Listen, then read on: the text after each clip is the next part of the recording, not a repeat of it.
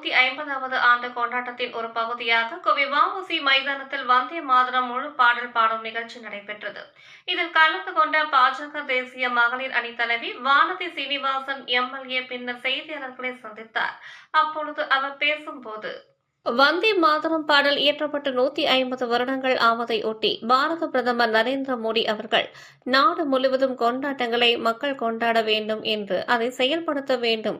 குறிப்பாக இளம் தலைமுறைக்கு நம் வரலாற்றை பற்றி சொல்ல அந்த பாடல் உடைய 150வது ஆண்டு விழாவில் பயன்படுத்தலாம் என சொல்லி அவர் முன்னின்று இந்த கொண்டாட்ட இயக்கத்தை துவக்கி வைத்து எங்கெல்லாம் சுதந்திர போராட்ட தியாகிகளின் முக்கியமான இடங்கள் உள்ளதோ, சுதந்திர போராட்டம் தொடர்புடைய இடங்கள் இருக்கிறதோ, அங்கெல்லாம் நம் அனைவரும் சேர்ந்து மாணவ மாணவிகளோடு இந்த முழுமையான பாடலை இசைக்க வேண்டும் என்று வேண்டுகோள் வைத்திருந்தார். இது கட்சி நிகழ்ச்சி அல்ல. வந்தே மாதரம் பாடல் என்பது பாரதிய ஜனதா கட்சிக்கு சொந்தமான பாடல்கள் அல்ல. நியாயமாக பார்த்தால் விடுதலை போராட்ட இயக்கத்தில் பங்கு பெற்ற முக்கியமான அரசியல் கட்சி எல்லாம் இதனை முன்னெடுத்து இருக்க வேண்டும். ஆனால் துரதிருஷ்டவசமாக வந்தே மாதிரம் என்ற சொல் குறிப்பாக தமிழகத்தை எடுத்துக்கொண்டால் சுதந்திர போராட்டத்தில் அதிகமான பங்களிப்பு வழங்கியது நம்முடைய தமிழகம். ஆனால் இந்த வந்தே மாதரம் பாடல் உடைய 150வது ஆண்டு விழாவை மாநில அரசு கொண்டாட மறந்துவிட்டேன். தமிழகம் எப்பொழுதும் தேசபக்தியில் முன் நிற்கின்ற மாநிலம். இங்கு இருக்கக்கூடிய ஆயிரக்கணக்கான சுதந்திர போராட்ட தியாகிகள் உடைய நினைவிடத்திற்கு முன்பாக சுதந்திர போராட்ட இயக்கங்களுடைய முக்கியமான இடங்கள் முன்பு பாரதிய ஜனதா கட்சியும் மற்ற தேசபக்தி இயக்கங்களும் எல்லாரும் முழுமையாக வந்தே மாதரம் பாடலை இசைக்கின்ற நிகழ்ச்சியை நடத்தி கொண்டு உள்ளதாகவும், இங்கு கோவையில் மத்திய சிறைச்சாலைகளில் நமது வ.உ. சிதம்பரனார் தனது கடுமையான தண்டனையை செக்கிழுத்து இங்குதான் சிறை தண்டனை அனுபவித்ததாகவும், அப்படிப்பட்ட அந்த இடத்தில் நின்று வந்தே மாதரம் பாடலை எந்த விதமான கட்சி சார்புமின்றி ஒரு மக்கள் பிரதிநிதியாக மாணவ மாணவியோடு சேர்ந்து பாடுவதற்கு அனுமதி கேட்டபோது 3 நாட்கள் அந்த அனுமதி கடிதத்தில் எந்த முடிவும் எடுக்காமல் வைத்துவிட்டு நேற்று இரவு 7 மணி அளவில் அந்த இடத்தில் அனுமதி மறுக்கப்படுவது என்று கடிதம் கொடுக்கிறார்கள். அதில் நிர்வாக காரணம், பாதுகாப்பு காரணங்கள் என்று கூறுகிறார்கள். 150 மாணவ மாணவிகள் வந்தே மாதரம் பாடலை பாட என்ன பாதுகாப்பு பிரச்சினை இருக்க முடியும்? நிர்வாக காரணம் என்ன இருக்க முடியும்?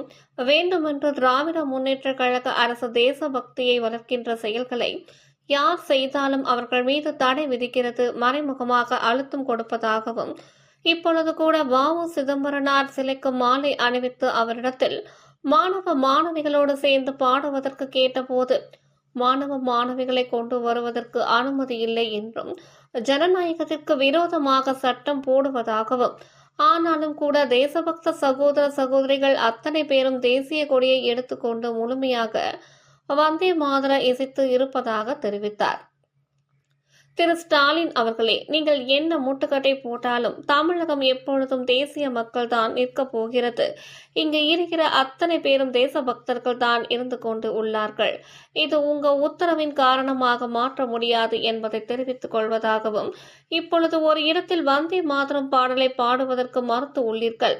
எங்கள் கட்சியினர் 100கணக்கான இடங்களில் நிகழ்ச்சியை நடத்துவதற்கு ஏற்பாடு செய்து கொண்டு உள்ளதாகவும், தெருக்கள் வந்தே மாதரம் பாடுவதற்கு ஏற்பாடு செய்வதாகவும், உங்களது அடக்கு முறைக்கு அஞ்சுவிட மாட்டோம் என்றும், பிரிட்டிஷ்காரர்களை இந்த நாட்டில் இருந்து வெளியேற்றுவதற்கு ஒரே மந்திரமாக இருந்தது இந்த வந்தே மாதரம் என்பதுதான் என்றவர், இங்கே வந்தே மாதரத்தின் வாயிலாகத்தான் நீங்கள் அதற்கு தடை செய்ய நினைத்தால் இந்த ஒற்றை வார்த்தையை உங்களை வீட்டிற்கு அனுப்புவதற்கு தேசபக்தர்கள் முடிவு செய்வார்கள் என்பதை இந்த நேரத்தில் தெரிந்து கொள்வதாக தெரிவித்தார். எஸ்.ஐ.ஆர். ஒரு இடியாப்ப சிக்கல் போன்று இருக்கிறது. திமுக கூட்டணி கட்சிகள் போராட்டம் குறித்தான கேள்விக்கு எஸ்.ஐ.ஆர். தொடர்பாக இதற்கு முன்பாகவே திராவிட முன்னேற்ற கழகமும் அதன் கூட்டணி கட்சிகளும் ஒரு நாடகத்தை நடத்துவதாகவும், திராவிட முன்னேற்ற கழக அரசுக்கு அவர்களுடைய திறமையின்மையை மறைப்பதற்கு, அவர்களுடைய ஊழலை மறைப்பதற்கு ஏதாவது ஒன்று மத்திய அரசின் மீது திசை திருப்பதாகவும், எஸ்.ஐ.ஆர். என்பது ஏதோ புதிதாக நாட்டில் செய்யப்படுவது அல்ல. 2002, 2005 தமிழகத்தில் கூட எஸ்.ஐ.ஆர். நடத்தப்பட்டது. அப்பொழுது அதை பற்றி திமுக வாயை திறக்கவில்லை. இப்பொழுது என்ன கவலை வந்து உள்ளது? இப்பொழுது மக்கள் கடுமையான அதிருப்தியில் உள்ளதாகவும், ஏதாவது ஒரு வாய்ப்பு கிடைத்தால் மத்திய அரசு திட்டுவதன் வாயிலாக தங்களுடைய அரசியல் வாழ்க்கையை சரிந்து கொண்டு இருக்கின்ற அரசியல் வாழ்க்கையை நிமிர்த்தி விடலாம் என ஸ்டாலின் அவர்கள் கனவு காண்பதாகவும், எஸ்ஐஆர் என்பது பிஜேபி செய்வது அல்ல, அரசியல் அமைப்பு சட்டத்தில் தங்களுக்கு வழங்கப்பட்ட சிறப்பு அதிகாரத்தின் வாயிலாக தேர்தல் ஆணையம் இந்த பணியை செய்து கொண்டு உள்ளதாகவும் தெரிவித்தவர்.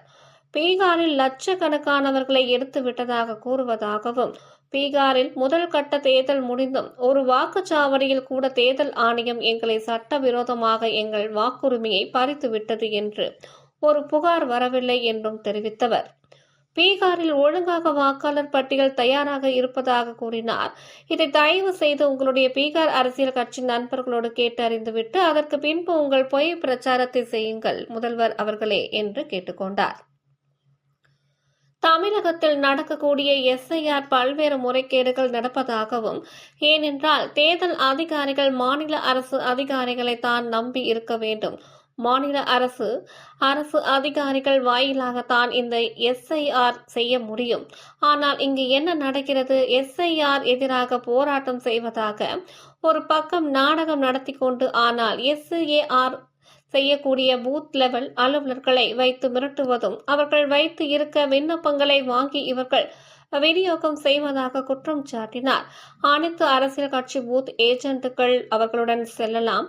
அங்கு பல்வேறு இடங்களில் கட்சி நிர்வாகிகள் புகார் அளித்து உள்ளதாகவும், இது தொடர்ச்சியாக இருக்கும் என்றால் நிச்சயமாக சம்பந்தப்பட்ட அதிகாரிகளை தேர்தல் ஆணையத்தை எங்கள் கட்சி மனுவாக அவர்களுக்கு கொடுக்கும் என்பதை தெரிவித்தார். ஒருபுறம் வாக்காளர் பட்டியல் என்பது தூய்மையாக நேர்மையாக இருக்க வேண்டும் என்பதைத்தான் தேர்தல் ஆணையம் இந்த முயற்சியை மேற்கொண்டு வருவதாகவும், நம்முடைய வாக்காளர்கள் ஒருவர் கூட விடுபடக்கூடாது என்பதற்கு தான் தேர்தல் ஆணையத்தின் நோக்கம்.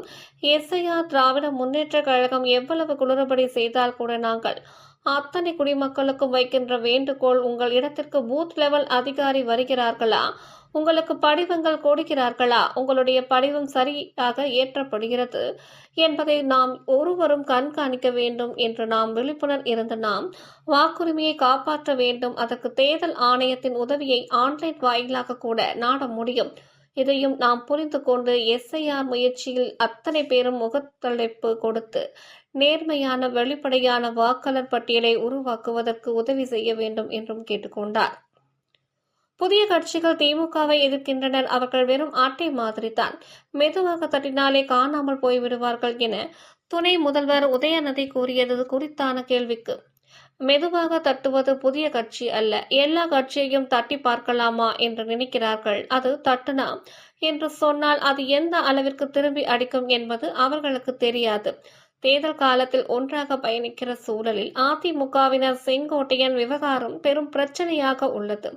உங்கள் கூட்டணியில் இருக்கின்ற அவர்களுடன் பாஜக எந்த பேச்சுவார்த்தையும் நடத்தவில்லை. அவங்க கட்சி விவகாரங்கள் தலையிட மாட்டோம் என்று கூறுகிறார்கள்.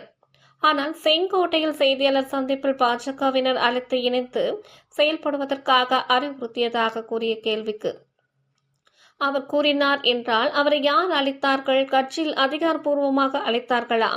அந்த விஷயத்தை அவர்தான் வெளிப்படையாக கூற வேண்டும். எங்களை பொறுத்தவரை அதிமுக கட்சியினுடைய விவகாரங்களை தலையிடுவதற்கு எந்த விதமான எண்ணமும் கிடையாது. எங்களுக்கு மத்தியில் கொடுக்கும் வழிகாட்டுதலும் அதுதான் என்றவர். அது அவர்களுடைய கட்சி. கூட்டணியில் இருக்கின்றார்கள். கூட்டணி என்பது பலமாக எடுத்து செல்ல வேண்டும் என்பதுதான் எங்களுக்கு தகவல் என தெரிவித்தார். காரூரில் பாதிக்கப்பட்ட மக்களை சந்தித்த பிறகு நடிகர் விஜய் அவருடைய ஜனநாயகம் படம் சம்பந்தமான பாடல்கள் நிகழ்ச்சிகள் வெளியானது. அவருடைய செயல்பாடு எப்படி உள்ளது? அரசியல் கவனம் செலுத்துகிறாரா? திரைப்படத்திற்கு கவனம் செலுத்துகிறாரா? அது எல்லா மதம் மொழிகளை இணைக்கும் விதமாக பாடல்கள் ஹிந்தி வரிகளுடன் பிரச்சார பாடல் போன்று வந்து உள்ளதாக எழுப்பிய கேள்விக்கு, சினிமா பாடலை அரசியலில் பயன்படுத்துவது தமிழ்நாட்டில் புதிதல்ல. இங்கு இருக்கக்கூடிய அரசியலும் சினிமாவும் நெடுங்காலமாக ஒன்றாக பயணித்து இருக்கக்கூடிய சூழலில் ஒரு சினிமா நடிகர் அரசியல் கட்சியை ஆரம்பித்து இருக்கும்போது எப்படியாவது தன்னுடைய அரசியல் கட்சிக்கு பயன்படுத்துவதற்கு நினைப்பார்கள். அது ஒன்று புதிதான ஆச்சரியமான விஷயங்களாக பார்க்கவில்லை என்றும், ஆனால் நடிகர் விஜய் அவர்கள் திமுகவை வீழ்த்த போவதாக பேசுகிறவர் எப்படி தனியாக வீழ்த்த முடியும்? அதற்கான பலம் இருக்கிறதா? இல்லை ஏதேனும் திட்டம் இருக்கிறதா என்று தெரியவில்லை. ஏனென்றால் திமுக மாற்றப்படும் என்பதில் யாருக்கும் மாற்று கருத்து இல்லை. ஆனால் ஒன்றா சேரி ஒன்றா சேரி என்றும் எல்லா பாஷைகளையும் சொல்லுவதாக கூறுகிறீர்கள். அவர் யாருடன் சேரப் போகிறார் என்றும் கேள்வி எழுப்பினார். இசைக்கின்ற நிகழ்வினை நடத்தி கொண்டிருக்கிறோம். இங்கு கோவையிலே கூட மத்திய சிறைச்சாலையிலே நம்முடைய வ.உ. சிதம்பரனார் அவர்கள் தன்னுடைய கடுமையான தண்டனையை செக்கெழுத்து இங்குதான் அவர் அந்த காலத்தை சிறை தண்டனையை அனுபவித்தார். அப்படிப்பட்ட அந்த இடத்தில் நின்று வந்தே மாதரம் பாடலை எந்தவிதமான கட்சி சார்பும் இல்லாமல் ஒரு மக்கள் பிரதிநிதியாக மாணவ மாணவிகளோடு சேர்ந்து நான் பாட வேண்டும் என அனுமதி கேட்டதற்கு 3 நாட்கள் அந்த அனுமதி கடிதத்தில் எந்த முடிவும் எடுக்காமல் வைத்துவிட்டு நேற்று இரவு ஒரு 7 மணி இருக்குமா, 7 மணி அளவிலே அந்த இடத்துல அனுமதி மறுக்கப்பட்டது என்று எங்களுக்கு கடிதம் கொடுக்கிறார்கள். என்ன காரணம்? நாங்கள் அட்மினிஸ்ட்ரேட்டிவ் ரீசன், செக்யூரிட்டி ரீசன் அப்படிங்கிறாங்க. 150 மாணவ மாணவிகள் வந்தே மாதரம் பாடலை பாடுறதுல என்ன பாதுகாப்பு பிரச்சனை இருக்க முடியும்? நிர்வாக காரணம் என்ன இருக்க முடியும்? வேண்டுமென்றே திராவிட முன்னேற்ற கழக அரசு தேசபக்தியை வளர்க்கின்ற செயல்களை யார் செய்தாலும் அவர்கள் மீது தடை விதிக்கிறது, மறைமுகமாக அழுத்தம் கொடுக்கிறது. இப்போது கூட இங்கு வ.உ. சிதம்பரனார் அவர்கள் சிலைக்கு மாலை அணிவித்துவிட்டு அவர்களோட இடத்துல மாணவ மாணவிகளோடு சேர்ந்து பாடணும்னு கேட்டப்போ மாணவ மாணவிகளை கொண்டு வரக்க அனுமதி இல்லை அப்படின்னு ஜனநாயகத்திற்கு விரோதமாக ஒரு ஆர்டர் போடுறாங்க. ஆனாலும் கூட தேசபக்த சகோதர சகோதரிகள் எங்கள் அத்தனை பேரும் தேசிய கொடியை எடுத்துக்கொண்டு முழுமையாக வந்தே மாதரம் பாடலை நாங்கள் இசைத்திருக்கிறோம். திரு ஸ்டாலின் அவர்களே, நீங்கள் என்ன முட்டுக்கட்டை போட்டாலும் தமிழகம் எப்போதும் தேசியத்தின் பக்கம்தான் நிற்கப் போகிறது. இங்கு இருக்கக்கூடியவர்கள் அத்தனை பேரும் தேசபக்தர்களாகத்தான் இருந்து கொண்டிருக்கிறார்கள். இதை உங்களுடைய உத்தரவின் காரணமாக மாற்ற முடியாது என்று தெரிவித்துக் கொள்கிறோம். இப்போது ஒரு இடத்துல வந்தே மாதரம் பாடலை பாடுறதுக்கு எங்களுக்கு அனுமதி மறுத்தீங்க. எங்களுடைய கட்சியினுடைய மாவட்ட தலைவர் 100கணக்கான இடங்களில் இந்த நிகழ்ச்சியை நடத்துவதற்கு அவர் ஏற்பாடு செய்து கொண்டிருக்கிறார். தெருக்கள் தோறும் வந்தே மாதரம் பாடுவதற்கு நாங்கள் ஏற்பாடு செய்வோம். உங்களுடைய இந்த அடக்குமுறைக்கு ஒருபோதும் நாங்கள் அஞ்சிவிட மாட்டோம். ஏனென்றால் பிரிட்டிஷ்காரர்களையே இந்த நாட்டிலிருந்து வெளியேற்றுவதற்கான ஒரே மந்திரமாக இருந்தது வந்தே மாதரம் என்பதுதான். இந்த வந்தே மாதரத்தின் வாயிலாக நீங்கள் அதற்கு தடை செய்ய நினைத்தால் இந்த ஒற்றை வார்த்தையே உங்களை வீட்டுக்கு அனுப்புவதற்கு தேசபக்தர்கள் முடிவு செய்வார்கள் என்பதையும் இந்த நேரத்தில் தெரிவித்துக் கொள்கிறோம்.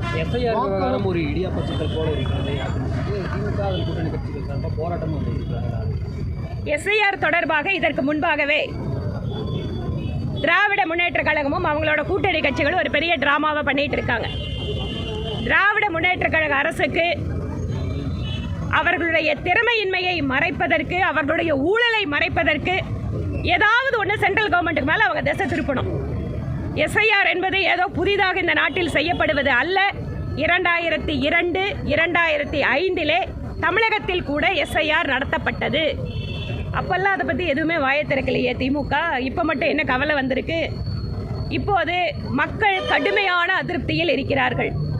ஏதாவது ஒரு வாய்ப்பு கிடைத்தால் மத்திய அரசை திட்டுவதன் வாயிலாக தங்களுடைய அரசியல் வாழ்க்கையை, சரிந்து கொண்டிருக்கின்ற அரசியல் வாழ்க்கையை நிமிர்த்து விடலாம் என திரு ஸ்டாலின் அவர்கள் கனவு காண்கிறார்.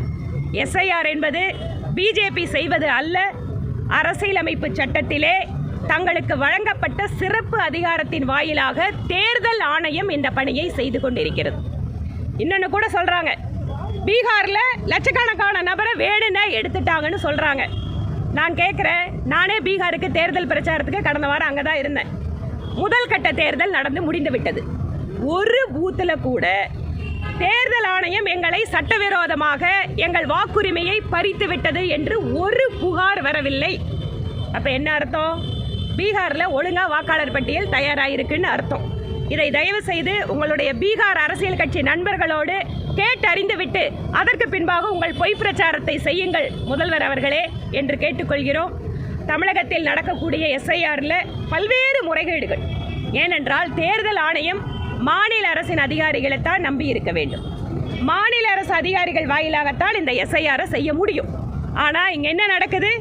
நாங்கள் ஒரு பக்கம் எஸ்ஐஆருக்கு எதிராக போராடுறோன்னு சொல்லிட்டு ஒரு ட்ராமா பண்ணுறது. ஆனால் எஸ்ஐஆர் பண்ணக்கூடிய பூத் லெவல் ஆஃபீஸர் எல்லாத்தையும் திமுக கட்சிக்காரங்களை வச்சு மிரட்டுறது, இல்லைனா அவங்க கிட்ட இருக்கிற ஃபார்மை வாங்கி இவங்க டிஸ்ட்ரிபியூட் பண்ணுறது, இதுதான் இன்றைக்கி நடந்துட்டு இருக்கு. எங்கள் எல்லா அரசியல் கட்சி அதாவது பூத் ஏஜென்ட்டும் அவங்களோட போகலாம். அங்கே போய் பல்வேறு இடங்களில் வந்து எங்களோட கட்சி நிர்வாகிகள் புகார் கொடுத்துருக்காங்க. இது தொடர்ச்சியாக இருக்கும் என்றால் நிச்சயமாக சம்பந்தப்பட்ட அதிகாரிகளை தேர்தல் ஆணையத்தை எங்கள் கட்சி மனுவாக அவர்களுக்கு கொடுக்கும் என்பதையும் தெரிவித்துக் கொண்டு, ஒருபுறம் நம்முடைய வாக்காளர் பட்டியல் என்பது தூய்மையாக இருக்க வேண்டும், நேர்மையாக இருக்க வேண்டும் என்றுதான் தேர்தல் ஆணையம் இந்த முயற்சியை மேற்கொண்டு இருக்கிறது. நம்முடைய வாக்காளர்கள் ஒருவர் கூட விடுபடக்கூடாது என்பதுதான் தேர்தல் ஆணையத்தினுடைய நோக்கம். எஸ்ஐஆரிலே திராவிட முன்னேற்ற கழகம் எவ்வளவு குளறுபடிகள் செய்தாலும் கூட நாங்கள் அத்தனை குடிமக்களுக்கும் வைக்கின்ற வேண்டுகோள் என்பது, உங்கள் இடத்திற்கு BLO என்று சொல்லப்படுகின்ற பூத் லெவல் அதிகாரி வருகிறாரா, உங்களுக்கு படிவம் கொடுக்கிறாரா, உங்களுடைய படிவம் சரியாக ஏற்றப்படுகிறதா என்பதை நாம் ஒவ்வொருவரும் கண்காணிக்க வேண்டும். நாம் விழிப்புடன் இருந்து நம்முடைய வாக்குரிமையை காப்பாற்ற வேண்டும். அதற்கு தேர்தல் ஆணையத்தினுடைய உதவியை ஆன்லைன் வாயிலாக கூட நாட முடியும். இதையும் நாம் புரிந்து கொண்டு SIR முயற்சியில் அத்தனை பேரும் ஒத்துழைப்பு கொடுத்து ஒரு நேர்மையான வெளிப்படையான வாக்காளர் பட்டியலை உருவாக்குவதற்கு உதவி செய்ய வேண்டும் எனவும் கேட்டுக்கொள்கிறோம். புதிய கட்சிகள் நிறைய திமுக எதிர்க்க வராங்க. அவங்க வெறும் அட்டை மாதிரி தான், சும்மா மெதுவாக தட்டுனாலே காணாமல் போயிடுவாங்கன்னு உதயநிதி ஸ்டாலின் சொல்றாரு. அதான் மெதுவாக தட்டுறதை வந்து அவங்க புது கட்சி இல்லை, எல்லா கட்சியும் தட்டி பார்க்கலாமான்னு நினைக்கிறாங்க. அது தட்டணும்னு சொன்னால் திரும்பி எந்த அளவுக்கு வேகமாக அவங்கள அடிக்கும் அப்படிங்கிறது அவங்களுக்கு இன்னும் தெரியாது.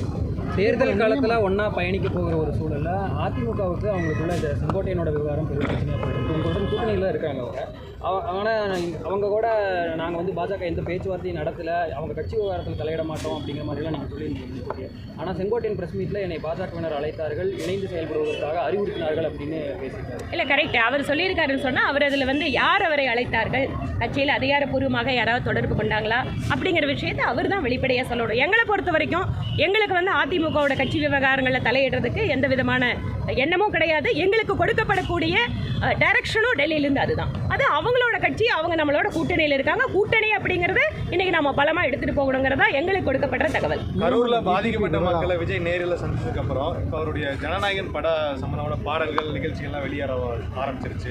இப்போ அவருடைய செயல்பாடு எப்படி பார்க்குறீங்க? அரசியலில் ஒரு கவனம் செலுத்துறதால சினிமாவில் கவனம் செலுத்துறாரு. அந்த பாடல் ஒரு சினிமா தேர்தல் பிரச்சார வரிகள் நிறைந்ததாக தான் இருக்குது. ஒன்னா சேரு நம்பிக்கையுடன் சேரு அப்படிங்கிறது மைய அரசியலையும் சிலது பேசியிருக்காரு. எல்லா மதங்களையும் இணைக்கிற மாதிரியான, எல்லா மொழி பேசுபவர்களையும் இணைக்கிற மாதிரியான வரிகள், லேதையா ஆமா பையா அந்த மாதிரியான வரிகளும் சேர்ந்து ஒட்டுமொத்தமான ஒரு பிரச்சார பாடல் மாதிரி இருக்கு. தேர்தல் நெருங்கக்கூடிய ஆமா பையாவா ஹிந்தியில வந்துடுச்சா?